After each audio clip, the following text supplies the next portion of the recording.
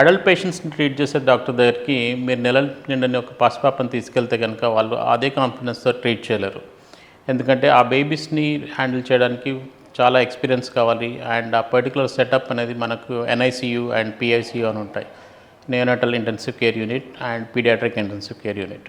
అలాంటి ఐసీయూస్లో ఆ బేబీస్ని హ్యాండిల్ చేసిన తర్వాత వాళ్ళు ఓకే నార్మల్గా అవుతున్నారు అన్న టైంలో మాత్రమే వాళ్ళని వార్డ్కి షిఫ్ట్ చేయడం కానీ ఇంటికి డెలివర్ చేయడం కానీ జరుగుతుంది. ఇలాంటి ప్రీమెచ్యూర్ బేబీని ఈ మధ్య హ్యాండిల్ చేసి పర్ఫెక్ట్గా హెల్తీ కండిషన్లో డిశ్చార్జ్ చేయడం జరిగింది మా neonatal team, doctor Subhash Chakravarthy and doctor Narasimha Reddy గారు. Welcome doctors. కొన్నిసార్లు ఇలాంటి ప్రీమెచ్యూర్ డెలివరీస్ అనేవి ప్లాన్గా కూడా చేస్తుంటారు, కొన్ని మదర్ హెల్త్ రిలేటెడ్ కానీ లేదా బేబీ డిటీరియట్ అవుతుందని కానీ. సో ఇలాంటప్పుడు మీకు ముందుగానే ఇన్ఫర్మేషన్ వస్తుంటుంది డిఫరెంట్ హాస్పిటల్స్ నుంచి, సో దట్ మీరు వెళ్ళి ఆ బేబీని అక్కడే రిసస్టేట్ చేసి మళ్ళీ పర్ఫెక్ట్గా మీరు ట్రాన్స్పోర్ట్ చేసుకొని మీ ఐసీయూలో కేర్ తీసుకుంటారు. సో ఈ పర్టికులర్ మదర్ని డెలివరీకి ముందు ఎలా హ్యాండిల్ చేస్తారు అండ్ ఎలాంటి ప్రికాషన్స్ అనేవి చెప్పారు? ఈ బేబీ వచ్చేసి మదర్ 29 వీక్స్ అప్పుడు డెలివరీ అయ్యారు. బేబీ వెయిట్ వచ్చేసి అరౌండ్ 940 గ్రామ్స్ ఉన్నారు. బేబీ కొంచెం బయట హాస్పిటల్లో డెలివరీ అయ్యి స్పాంటేనియస్గా లేబర్ పెయిన్స్ వచ్చేసి స్పాంటేనియస్గా వాటర్ బ్రోక్ అయిపోయి లీక్ అయిపోయింది. స్పాంటేనియస్గా డెలివరీ నార్మల్ వెజైనల్ డెలివరీ అయిపోయారు బేబీ. ఇప్పుడు 28 to 29 వీక్స్కి బర్త్ వెయిట్ అక్కడికి వచ్చేసరికి 940 గ్రామ్స్ ఉన్నారు. సో మాకు ఇలా కాల్ వచ్చింది, బేబీ ఇలా డెలివరీ అయ్యారు, కొంచెం ఎన్ఐసియు సపోర్ట్ అంటే మాకు ట్రైన్డ్ స్టాఫ్ ఉన్నారు.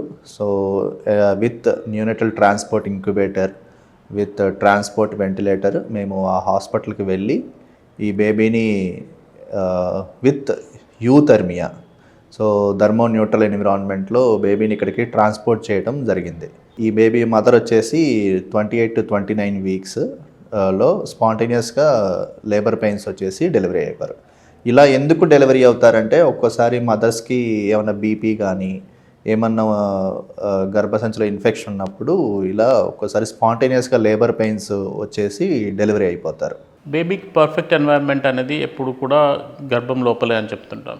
అలాంటి బేబీ ఫుల్ గ్రోత్ అవ్వకముందే బయటకు వచ్చేసినప్పుడు బయట చాలా ఇబ్బందిగా ఉంటుంది. ఇలాంటి పరిస్థితుల్లో ఒక బేబీని ఒక ఫెసిలిటీ నుంచి ఇంకో ఫెసిలిటీకి షిఫ్ట్ చేయాలంటే చాలా కేర్ తీసుకోవాలి. అలాంటి ఆస్పెక్ట్స్ మీ సైడ్ నుంచి మీరు ఏమేమి చూస్తుంటారు అండ్ ఎలా ట్రాన్స్పోర్ట్ చేస్తుంటారు? సో ఐడియల్ టైం ఏంటంటే శిశువు గర్భంలో ఉన్నప్పుడే తల్లిని షిఫ్ట్ చేయడం అనేది ఎప్పుడైనా బెస్ట్. కానీ ఒక్కోసారి మనకు ఆ టైం దొరక్క అక్కడే హాస్పిటల్లో డెలివరీ అవ్వాల్సిన పరిస్థితులు వస్తూ ఉంటాయి. అలాంటప్పుడు మనము నియోనేటల్ ట్రాన్స్పోర్ట్ వెంటిలేటర్ ఇంక్యుబేటర్తో పాటు అవి ఫిట్ అవ్వగలిగిన అంబులెన్స్ మన దగ్గర అవైలబిలిటీ ఉంది కాబట్టి మనం వాళ్ళ కాల్ రాగానే వెంటనే వెళ్ళిపోయాము. అరౌండ్ డెలివరీకి ముందే మనం అక్కడికి రీచ్ అయ్యి అక్కడ పరిస్థితిని మన కంట్రోల్లోకి తెచ్చుకున్న తర్వాత బేబీ డెలివరీని మేమే అటెండ్ అవుతాము. సో ఇనిషియల్గా తీసుకోవాల్సిన కేర్ అంటే బేబీ చల్లదనం కాకుండా అండ్ బేబీ రెస్పిరేషన్ సరిగ్గా లేకుంటే దానికి కావాల్సిన సపోర్ట్ ఇవ్వడము అండ్ వెంటిలేషన్ అవసరం పడితే ఆ టైప్ ఆఫ్ సపోర్ట్ ఇవ్వటము, ఇలాంటివన్నీ చేసుకొని బేబీని ఫస్ట్ అక్కడ స్టెబిలైజ్ చేసి దాని తర్వాత మనం ఇంక్యుబేటర్ ద్వారా అంబులెన్స్లో మన హాస్పిటల్కి తీసుకురావడం జరిగినది. వన్స్ ఐసీయూకి రీచ్ అయిన తర్వాత అంటే నియోనాటల్ ఐసీయూ మీ కేర్లోకి రీచ్ అయిన తర్వాత మీరు ఇనీషియల్ స్టెప్స్ ఎలా తీసుకుంటుంటారు అండ్ కేర్ అనేది ఎలా స్టార్ట్ అవుతుంది అండ్ ఆ పర్టికులర్ ఎన్ఐసియూ జర్నీ ఎలా ఉంటుంది? ఎన్ఐసియూ జర్నీ ఈ బేబీకి ఎలా అంటే ఫస్ట్ ఫ్యూ డేస్ తర్వాత ఎలా ఉంది. ఈ ఫస్ట్ ఫ్యూ డేస్ అనేది చాలా ఇంపార్టెంట్. రఫ్లీ ఫస్ట్ 7 to 10 డేస్ బేబీ మేము ఎన్ఐసియూలో రిసీవ్ చేసుకున్న తర్వాత ఇంక్యుబేటర్లో అంటే 2 టైప్స్ ఆఫ్ కేర్ ఉంటుంది, open care and closed care. Open care అంటే వార్మర్ అలా ఉంటుంది, క్లోజ్డ్ కేర్ అంటే ఇంక్యుబేటర్ అలా ఉంటుంది. సో యూజువల్గా లెస్ దాన్ 1 kg కొంచెం ఎక్స్ట్రీమ్ ప్రీటర్మ్స్ని ఇంక్యుబేటర్ కేర్లో మనము ఎప్పుడు ట్రీట్ చేస్తూ ఉంటాము. సో ఈ బేబీకి వచ్చేసి అలా వచ్చిన తర్వాత మనము నాన్ ఇన్వేజివ్ వెంటిలేషన్ చేయటం జరిగింది. అంటే ఊపిరితిత్తుల్లోకి ట్యూబ్ అలా కాకుండా ముక్కు ద్వారానే చిన్న మెషిన్ పెట్టి శ్వాసకి సపోర్ట్ చేయటం. ఊపిరితిత్తులు కొంచెం డెవలప్ అవ్వవు కాబట్టి ఊపిరితిత్తులు మెచ్యూర్ అవ్వటానికి ఒక మందు ఇవ్వటం జరిగింది. దాంతోపాటు టోటల్ పేరెంటల్ న్యూట్రిషన్ అంటే అమైనోవెన్, లిపిడ్ ఇలాంటివి ఇవ్వటం అనేది జరిగింది. సో బాగా స్ట్రిక్ట్గా ఇన్ఫెక్షన్స్ ఏమీ రాకుండా చాలా జాగ్రత్తగా ఎన్ఐసియు సిస్టర్స్ అది బాగా కేర్ తీసుకున్నారు. ఈ ప్రిమెచ్యూర్ బేబీస్ అందరికి కూడా మామూలు బేబీస్కి ఉన్నంత ఇమ్యూనిటీ ఉండదు అండ్ వీళ్ళు డిసీజెస్ ఈజీగా క్యాచ్ చేస్తుంటారు. న్యాచురలీ ఐసీయూలో ఉన్నప్పుడు ఇన్ఫెక్షన్స్ కూడా ఈజీగా వచ్చే ఛాన్స్ ఉంటుంది అండ్ డిఫరెంట్ కాంప్లికేషన్స్ రావచ్చు. ఇలాంటి బేబీస్లో ఇంకా ఎలాంటి కాంప్లికేషన్స్ వచ్చే ఛాన్స్ ఉంది అండ్ ఈ పర్టికులర్ బేబీలో మీకు ఎలాంటి కాంప్లికేషన్స్ అన్నా వచ్చాయా? సో ఫస్ట్ 7 days బేబీని స్టెబిలైజ్ చేసుకున్న తర్వాత మనము దాని తర్వాత బేబీకి కావాల్సినటువంటి సపోర్ట్ అన్ని రకాలుగా ఇస్తాం. గ్లూకోజ్ అయితేనేమి, తల్లిపాలు అయితేనేమి, and basic screening, heart screening, brain screening, new Born screening, ఇలాంటివన్నీ స్క్రీన్స్ కూడా చూస్తూ ఉంటాము. దాంతోపాటు కేఎంసి, కంగారూ మదర్ కేర్ అనేది ఇవ్వడం జరిగినది.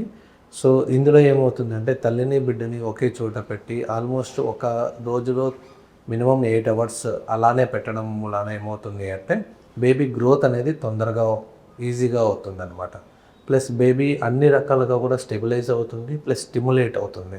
సో అన్ని రకాల సెన్సెస్ డెవలప్మెంట్తో పాటు బేబీ యొక్క హెడ్ సర్కంఫరెన్స్, వెయిట్, లెంత్ అన్నీ ఈజీగా డెవలప్ అవుతాయి. సో ఈ పద్ధతిలో మనము చాలా తొందరగా అరౌండ్ 1.5 monthకే బేబీ పుట్టిన 1.5 monthకే మనం 2 kgs వరకు రీచ్ అయిపోయాము. అండ్ డిశ్చార్జ్ అయ్యే టైంకి డైరెక్ట్గా తల్లి నుంచి పాలు తీసుకోగలిగిన శక్తి ఉండేంతలాగా చూసుకున్నాము. నెలలు నిండిన పిల్లలు అంటే ఈ 38-40 వారాల తర్వాత పుట్టిన పిల్లలు ఏమవుతారంటే మొత్తం వాళ్ళు బయటికి గర్భం నుంచి బయటకు వచ్చిన తర్వాత వాళ్ళు సర్వైవ్ అవ్వగలిగే శక్తి వాళ్ళకు ఉంటుంది. కానీ అట్లా కాకుండా 28 weeksకి 30 weeksకి లోపలే పుట్టిన పిల్లలు ఏమవుతారు అంటే వాళ్ళ శరీర భాగాలు అంతగా మెచ్యూరిటీ అనేది ఉండదు. సో అది అన్ని రకాలుగా పైనుంచి కింది వరకు ఏ బాడీ సిస్టమ్ కూడా సరిగ్గా మెచ్యూరిటీ అనేది ఉండదు. సో అందుకని మనం ఏం చేస్తామంటే వాళ్ళని తల్లి గర్భంలో ఉన్నప్పుడు ఎటువంటి ఎన్విరాన్మెంట్ ఉంటుందో బయటికి వచ్చిన తర్వాత ఎన్ఐసిలో కూడా అటువంటి ఎన్విరాన్మెంట్ ఇవ్వడానికి ట్రై చేస్తాం. అది ఇంక్యుబేటర్ ద్వారానైతేనేమి, హ్యూమిడిటీ మెయింటైన్ చేయడం ద్వారా అండ్ తల్లిపాలు ఇవ్వడం వల్ల, గ్లూకోజు, లిపిడ్స్, ప్రోటీన్స్ అన్నీ ఇవ్వడం వల్ల ఎన్విరాన్మెంట్ అనేది చేసుకోగలుగుతాం. అయితే వీళ్ళ ఇమ్మెచ్యూరిటీ, వీళ్ళ బాడీలో ఉండే ప్రతి ఆర్గాన్ ఇమ్మెచ్యూరిటీ వల్ల మనకు కొన్ని కాంప్లికేషన్స్ వస్తాయి. సో ఫర్ ఎగ్జాంపుల్ తలలో బ్రెయిన్ అనేది సరిగ్గా డెవలప్ అయ్యి ఉండదు కాబట్టి ఆ డెవలప్ అయ్యేటప్పుడు జరిగే మార్పుల వల్ల పెరివెంట్రికులర్ ల్యూకోమలేషియా అనే కాంప్లికేషన్ చూస్తుంటాము. అండ్ బ్లడ్ వెజల్స్ చాలా పతలాగా ఉంటాయి కాబట్టి ఈవెన్ చిన్న చేంజ్, బీపీలో చిన్న చేంజ్ ఉన్నా కూడా తలలో బ్లీడింగ్ జరిగే అవకాశం ఉంటుంది. హార్ట్లో పోల్స్ అనేవి మామూలుగానే మనకు 2 ఉంటాయి. సో వీళ్ళకి ఏంటంటే అవి క్లోజ్డ్ అవ్వడానికి టైం పడుతుంది కాబట్టి ఆ పోల్స్ పెద్దగా ఉండే అవకాశాలు ఉంటాయి. లంగ్ సరిగ్గా డెవలప్ అయ్యి ఉండదు కాబట్టి మనం దానికి తగ్గట్టు సర్ఫాక్టెంట్ అనే పదార్థం ఇచ్చుకోవాల్సి వస్తుంది. అండ్ అవసరమైనన్ని రోజులు మనము వెంటిలేటర్ కానీ నాన్ ఇన్వేజివ్ వెంటిలేషన్ కానీ చేయాల్సి వస్తుంది. 4వది మనం ఇచ్చిన పాలు బేబీ అరగాయించుకునే శక్తి కూడా సరిగ్గా ఉండదు. సో ఎన్ఈసి లాంటి కాంప్లికేషన్స్ వచ్చే అవకాశాలు ఉంటాయి. కిడ్నీలు సరిగ్గా డెవలప్ అయ్యి ఉండవు కాబట్టి మన బాడీలో ఉండే ప్రోటీన్, ఎలక్ట్రోలైట్స్ ఇవన్నీ ఈజీగా లాస్ అవుతూ ఉంటాయి. సో డీహైడ్రేషన్ అయ్యే అవకాశాలు ఉంటాయి. జెనైటల్స్ కూడా సరిగ్గా డెవలప్ అయ్యి ఉండవు. అవి ఫర్ ఎగ్జాంపుల్ మేల్స్లో అయితే వరబీజాలు కిందికి ఉన్నాయా లేదా అని చూసుకొని దానికి తగ్గట్టు మనం ట్రీట్మెంట్ ఇచ్చుకోవాల్సి ఉంటుంది.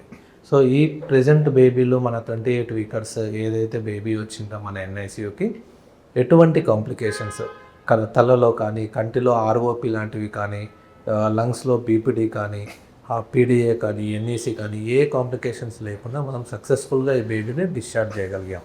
36 వారాలకి ఆల్మోస్ట్ 2.1 kgతో తనంతకు తను తల్లిపాలు తాగే స్టేజ్లో మనం సక్సెస్ఫుల్గా ఈ బేబీని డిశ్చార్జ్ చేయగలిగాం.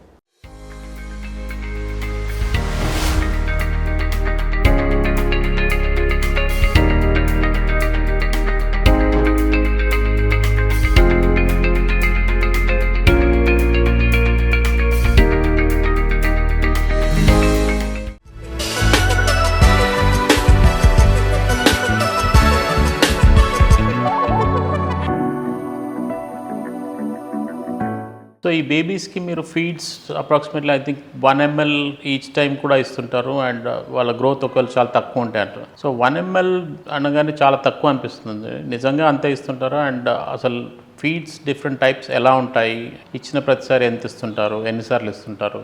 యూజువల్గా ఇలా పుట్టిన బేబీస్కి మదర్ ఫీడ్ చాలా మంచిది.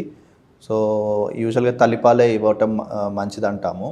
యూజువల్గా ఫస్ట్ ఎలా చేస్తామంటే ఒక 1 ml రోజుకి 4 సార్లు అలా మదర్ నుంచి ఎక్స్ప్రెస్ చేసుకొని మనము ట్యూబ్ ద్వారా ఇవ్వటం జరుగుతుంది.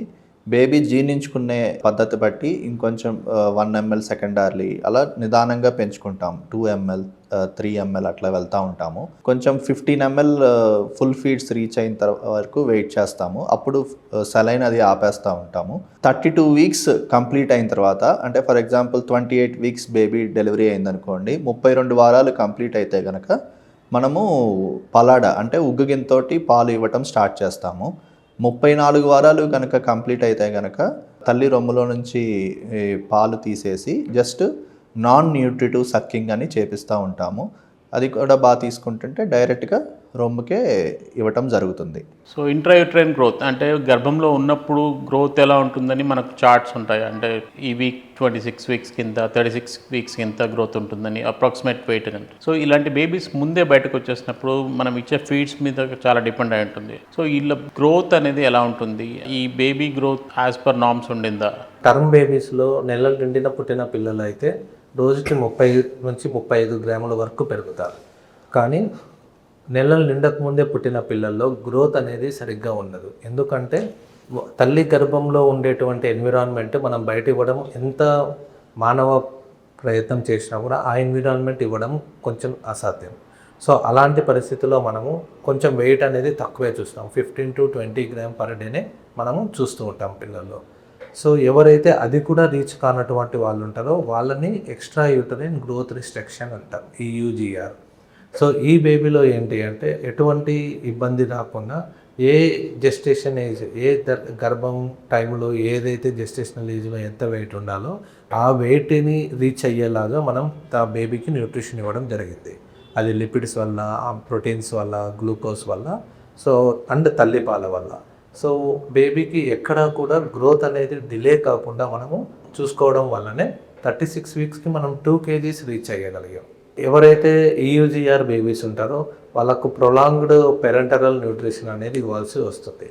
సో సరిగ్గా ఇనిషియల్ డేస్లో సరిగ్గా ట్రీట్మెంట్ జరగకపోతే వాళ్ళు ఇలా గ్రోత్ ఫాల్టరింగ్ అన్ని జరిగే అవకాశాలు ఉంటాయి. నార్మల్గా బేబీ డెలివరీ అయ్యేది అరౌండ్ 36 to 38 వీక్స్ అలాగా ఆ టైంలో అవ్వాలి. బట్ ఈ బేబీ చాలా ప్రిమేచ్యూర్గా అయింది. మనం డిశ్చార్జ్ చేసే టైంకి ఐ థింక్ 36 వీక్స్ రీచ్ అయింది. ఆ కండిషన్ ఎలా ఉండింది? డిశ్చార్జ్ టైంకి బేబీ హెల్త్ ఎలా ఉంది అండ్ ఫీడ్స్ ఎలా తీసుకుంటున్నారు అది కొంచెం చెప్తారా?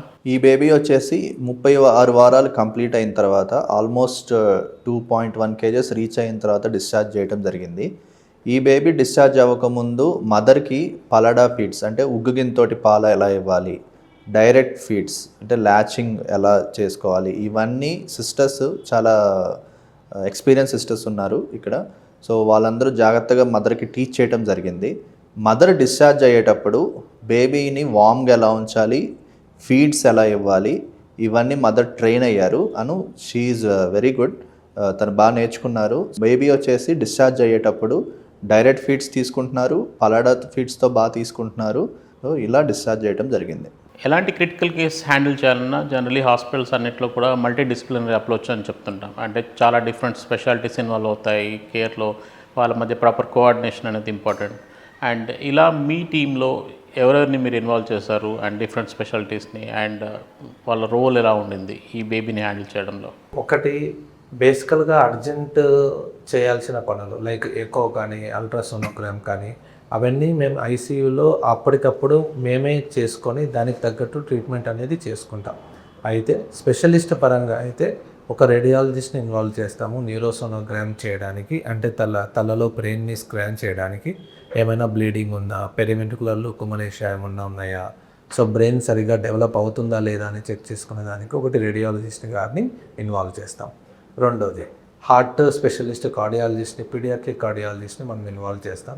ఎందుకంటే ఇంతకుముందు చెప్పినట్టు హార్ట్లో ఏమన్నా హోల్స్ ఉన్నాయా, ఆ హోల్స్ సైజ్ ఎంత ఉంది, అందులో బ్లడ్ అనేది ఒక సైడ్ నుంచి ఒక సైడ్కి ఎలా వెళ్తుంది, ఎంత స్పీడ్గా వెళ్తుంది, ఈ అన్నీ తెలుసుకునేదానికి పీడియాట్రిక్ కార్డియాలజిస్ట్ గారిని ఇన్వాల్వ్ చేస్తాం. మూడోది కంటి డాక్టర్ ఆఫ్థల్మాలజిస్ట్ని ఇన్వాల్వ్ చేస్తాము.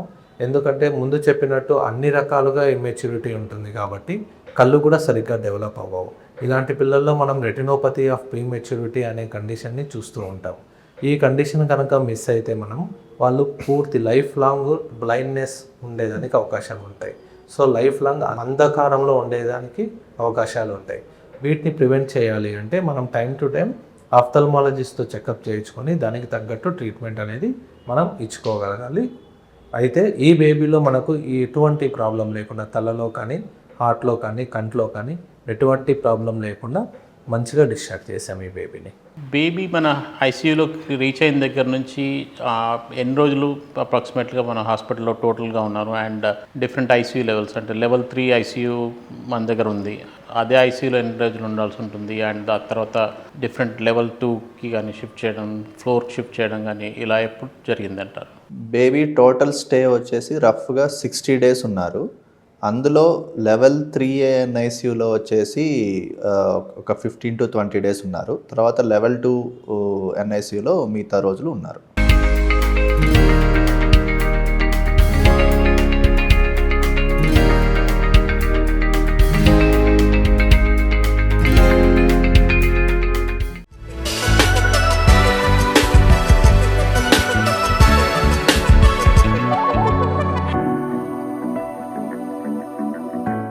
హాస్పిటల్లో ఉన్న రోజులు మనం తీసుకునే కేర్ అంతా కూడా చాలా ప్రాపర్గా ఉంటుంది. అండ్ టెంపరేచర్ మెయింటెనెన్స్ కానీ ఎంతవరకు హ్యాండిల్ చేయాలో అంతవరకు చూస్తుంటారు. బట్ ఈ పేషెంట్ డిశ్చార్జ్ అయిన తర్వాత వాళ్ళు ప్రాపర్గా చూసుకుంటున్నారు లేదా అనేది మనకు సరిగా ఐడియా ఉండదు. సో దానికి ఫాలోఅప్ విజిట్స్ అని చెప్పి పిలుస్తుంటాను. సో ఈ పర్టికులర్ బేబీకి మీరు ఫాలోఅప్ ఎప్పుడు పిలిచారు అండ్ వచ్చినప్పుడు ఎలా ఉండింది? ఇలాంటి బేబీస్ డెవలప్మెంటల్లో కూడా కొంచెం ల్యాగ్ అనేది ఉంటుంది. నార్మల్ పిల్లలతో పోల్చుకుంటే ఎంతైతే ముందు పుడతారో అన్ని వారాలు డిఫరెన్స్ అనేది వీళ్ళకు కనీసం 2 years వరకు ఉంటుంది. ఫర్ ఎగ్జాంపుల్ నెలల నిండిన పిల్లోడు 6 నెలలకి కూర్చోగలిగితే ఇలాంటి పిల్లలు 2 నెలలు ముందు పుట్టారు కాబట్టి డెవలప్మెంట్ కూడా 2 నెలలు లేట్ ఉండడం వల్ల పుట్టిన తేదీ నుంచి 8 నెలలు పడుతుంది వీళ్ళు కూర్చోవడానికి. సో అందువలన వీళ్ళని ఏం చేస్తామంటే ఫస్ట్ టైం ఫాలో అప్ అనేది డిశ్చార్జ్ చేసిన 2-3 రోజులకే పిలుస్తాం. ఎందుకంటే హోమ్లో ఎలా అడ్జస్ట్ అయ్యాడు, టెంపరేచర్ మెయింటైన్ అవుతుందా లేదా, మదర్ తన బేసిక్ కేర్ ఇవ్వగలుగుతుందా లేదా, ఇవన్నీ అసెస్ చేసుకోవడానికి మనం ఇనిషియల్గా 2-3 daysకే రమ్మని చెప్తాం. దాని తర్వాత వెయిట్ గెయిన్ని బట్టి 2 weeksగా 3 weeksగా అనేది ఫ్రీక్వెంట్ ఫాలో అప్ ఉంటుంది. ఒకవేళ బేబీ మంచిగా వెయిట్ గెయిన్ అవుతుంది, మదరు ఫాదరు మంచిగా టేక్ కేర్ చేస్తున్నారు, కేయింగ్స్ ఇస్తున్నారు, ఫీడింగ్ మంచిగా ఇస్తున్నారు అంటే డెవలప్మెంట్ కోసం మనం ఫ్రీక్వెంట్గా పిలుచుకోవాల్సి వస్తుంది. లైక్ 3 monthsకి ఒకసారి, 6 monthsకి ఒకసారి, 9 monthsకి, 12 monthsకి, 18 monthsకి. సో ఆ మంత్స్కి తగ్గట్టు వాళ్ళ డెవలప్మెంట్ ఉందా లేదా అని చెక్ చేసుకొని అవసరమైతే ఆ డెవలప్మెంటల్ స్పెషలిస్ట్ దగ్గరికి మనం పంపించాల్సి ఉంటుంది. So basic care and moderate వరకు మనమే ఇచ్చుకుంటాము. ఒకవేళ ఏదైనా స్పీచ్ డిలే కానీ, హియరింగ్ ప్రాబ్లమ్స్ ఉన్నాయి, కంటి ప్రాబ్లమ్స్ ఉన్నాయి అంటే దానికి తగ్గ రెస్పెక్టివ్ డిపార్ట్మెంట్స్కి మనము రెఫర్ చేస్తాం.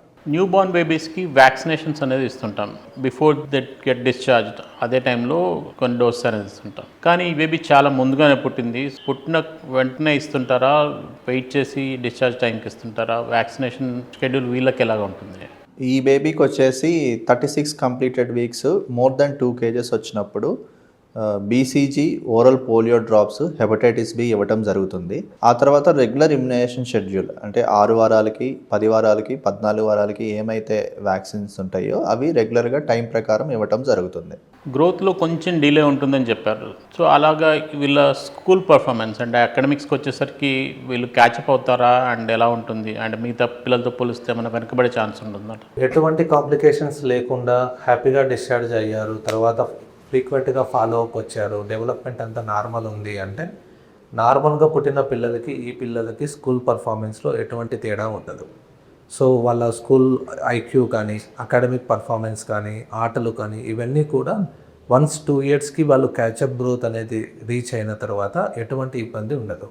అయితే స్టడీస్ ప్రకారము కొన్ని బిహేవియరల్ చేంజెస్ ఎక్కువ ఉండే అవకాశాలు ఉంటాయి ప్రీటర్మ్ బేబీస్లో. ఆటిజము, ఏడిహెచ్డి ఇలాంటి బిహేవియరల్ ప్రాబ్లమ్స్ ఉండే అవకాశాలు ఉంటాయి. వీటిని మనం ముందుగానే డయాగ్నోస్ చేసుకొని దానికి తగ్గట్టు ట్రీట్మెంట్ ఇచ్చుకుంటే నార్మల్గా పుట్టిన పిల్లలకి వీళ్ళకి ఎటువంటి డిఫరెన్స్ లేకుండా స్కూల్ జర్నీ, చైల్డ్హుడ్ జర్నీ అనేది చాలా హ్యాపీగా ఉంటారు. ఎటువంటి డిఫరెన్స్ లేకుండా ఇద్దరు సేమ్ ఉంటారు. కాంపిటెంట్ ఎన్ఐసియు టీమ్స్ ఉన్న ప్రతి చోట కూడా కావాల్సిన మెడికల్ కేర్ అనేది దొరుకుతుంటుంది. సో మీ టీంకి ఉన్న స్పెషాలిటీ ఏంటి? ఇక్కడ మీకు మిగతా హాస్పిటల్స్తో కంపేర్ చేస్తే మీరు ఆఫర్ చేసేది ఏముందంటారు? ఈ బేబీ జర్నీలో యూజువల్గా ఇట్స్ నాట్ అబౌట్ వైద్యమే కాదు, చాలా ఎమోషనల్ సపోర్ట్ కూడా చాలా అవసరం. ఎమోషనల్ సపోర్ట్, ఫైనాన్షియల్ సపోర్ట్ పేరెంట్స్కి కూడా చాలా అవసరము. శ్రీశ్రీ హోలిస్టిక్లో వీళ్ళకి మేనేజ్మెంట్ అనే వాళ్ళు పేరెంట్స్కి ఎమోషనల్ అండ్ ఫైనాన్షియల్ సపోర్ట్ కూడా చాలా పేరెంట్స్కి చాలా ధైర్యం ఇచ్చారు. అది కూడా వన్ ఆఫ్ ద రీజన్ వాళ్ళ జర్నీ అనేది కొంచెం ఏ విధమైన హర్డిల్స్ లేకుండా జరిగింది. పేరెంట్స్కి ఇది చాలా యాంగ్షియస్ సిచ్యువేషన్, అంటే చాలా భయంగా కూడా ఉంటుంది. And throughout ICU stay baby హెల్తీగానే ఉంటాడా, ఏదైనా కాంప్లికేషన్స్ వస్తాయా, డిశ్చార్జ్ వచ్చే వరకు కూడా చాలా ఇబ్బందిగానే ఉంటుంది.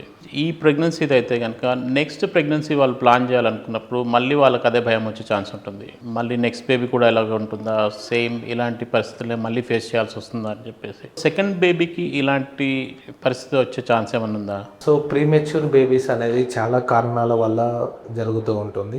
మదర్ కారణాలు అయితే లైక్ జెనెటిక్ ప్రాబ్లమ్స్ కానీ, లేకపోతే యూటరైన్ ప్రాబ్లమ్స్, యూటరస్ అంటే వాళ్ళ గర్భసంచి సరిగ్గా లేకపోవడం వల్ల కానీ, సింగిల్ యూనికార్నియేట్ యూటరస్ అంటారు, డైడెల్ఫిక్ యూటరస్ అంటారు, ఇలాంటి కారణాల వల్ల ప్రీమెచ్యూరిటీ జరుగుతుంది. రెండోది బేబీ కారణాలు, ఏదైనా క్రోమోజోమల్ అబ్నార్మాలిటీస్ ఉన్నాయి, జెనెటిక్ చేంజెస్ ఉన్నాయి అంటే కూడా ఇలాంటివి జరిగే అవకాశాలు ఉంటాయి. మదర్కి ఉండే రోగాలు కొన్నిసార్లు బీపీ కానీ, షుగర్ కానీ, థైరాయిడ్ కానీ, లేకపోతే ఇన్ఫెక్షన్స్ ఉండడం వల్ల కూడా కొన్నిసార్లు ప్రీమెచ్యూరిటీ అనేది జరుగుతూ ఉంటుంది. ఇవన్నీ దృష్టిలో పెట్టుకొని వచ్చే నెక్స్ట్ బేబీకి ఏవైతే నాన్ మాడిఫైయబుల్ ఫ్యాక్టర్స్ ఉంటాయో, లైక్ తల్లి ఏజ్, జెనెటిక్స్, ఎన్విరాన్మెంట్, ఇలాంటి వాటి యొక్క రిస్క్ ఫ్యాక్టర్ వల్ల ప్రీమెచ్యూరిటీ జరిగింది అంటే నెక్స్ట్ కూడా ప్రీమెచ్యూరిటీ జరిగే అవకాశాలు ఎక్కువ ఉన్నాయి. అలా కాకుండా non modifiable factors like infections, urine tract infections, లేకపోతే బీపీ, షుగర్, ఇలాంటివి ఏమవుతాయి అంటే మనము ముందు నుంచే దానికి కేర్ తీసుకొని వాటిని కంట్రోల్లో పెట్టుకున్నట్లయితే తర్వాత ఉండే బేబీస్ నార్మల్గా డెలివరీ అయ్యే అవకాశాలు కూడా చాలా ఎక్కువ ఉంటాయి. చిన్న పిల్లల్ని హ్యాండిల్ చేయడం అంత ఈజీ కాదు. మనకి ఎక్స్పీరియన్స్ నర్సింగ్ స్టాఫ్ అనేది చాలా ఇంపార్టెంట్. డాక్టర్స్ ఎలా ఇంపార్టెంటో పర్టికులర్ సపోర్టింగ్ స్టాఫ్ అంటే నర్సెస్ కానీ, దగ్గరలో ఉన్న ఆయాస్ కానీ ఎలా హ్యాండిల్ చేస్తున్నారు, అండ్ ఫీడ్స్ ఇచ్చేటప్పుడు మదర్కి ప్రాపర్గా గైడెన్స్ ఇస్తున్నారా లేదా, ఇవన్నీ కూడా ఎంతో ఆర్గనైజ్గా ఇవ్వాల్సి ఉంటుంది. That particular setup is available with us at Sri Sri holistic hospital Kondapur unit. So ఇలాంటి బేబీస్ డెలివరీ అయ్యే ఛాన్స్ ఏమన్నా ఉంది అని కనుక మీ గైనకాలజిస్ట్ చెప్తే, డెలివరీకి ముందే కనుక మమ్మల్ని అప్రోచ్ అయితే will be able to help better అని చెప్తున్నారు మా neonatology team. Thank you doctors.